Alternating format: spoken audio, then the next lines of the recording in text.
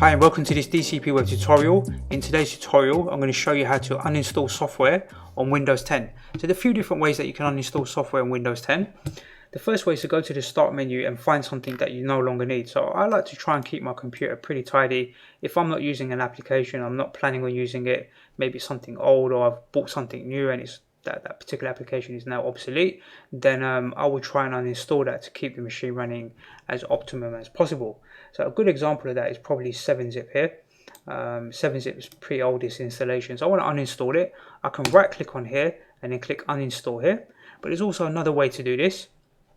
Kind of hidden in Windows is the control panel.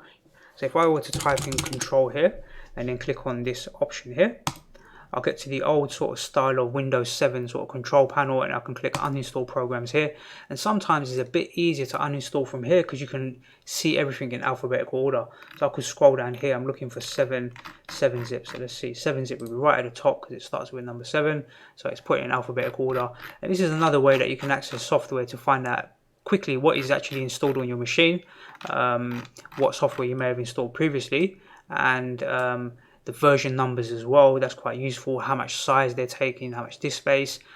When you installed the application, you can see I installed that all the way last year, almost this time last year.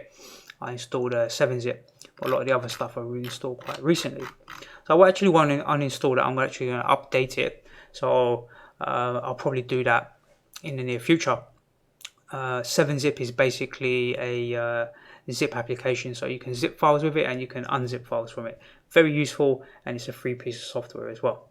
So that's how you go about uninstalling programs from your Windows 10 computer. You can either use the start menu or use that control panel. I hope you find that tutorial useful. I look forward to seeing you in the next DCP web tutorial.